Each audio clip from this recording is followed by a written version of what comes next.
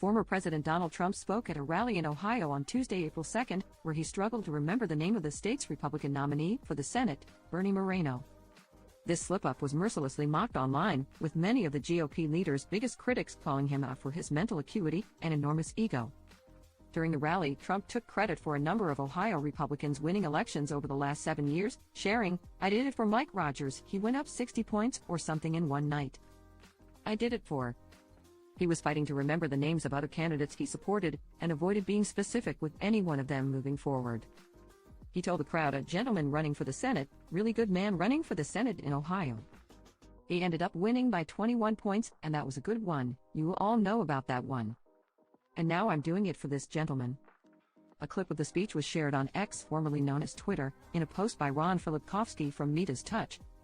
Trump was heavily teased in the comments on the post, with several users calling out the former president for being as forgetful as President Joe Biden and for having the biggest ego of any man on earth. One user shared the post and wrote, "Are we even surprised anymore? This idiot can't even remember the names of his grandchildren, let alone someone he's endorsed for office." Another person commented, "His handlers really should have stood by their decision to keep him off the campaign trail.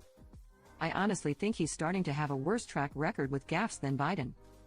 A third user joked, "You know the guy from the place, running for the thing, who believes that you should you know.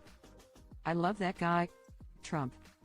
According to Real Clear Politics, Trump is currently only holding a 0.8-point lead over Biden in recent polls, with the current president making up a nearly 7-point deficit almost a month ago. A number of political commentators attributed this swing in the polls to Biden exceeding expectations during the recent State of the Union and Trump's ongoing legal issues.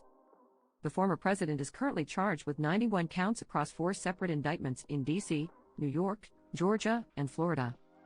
The charges include solicitation, racketeering, forgery, false statements, obstruction, conspiracy against civil rights, and the willful retention of national defense information. He could face up to 300 years behind bars if he's found guilty of every charge.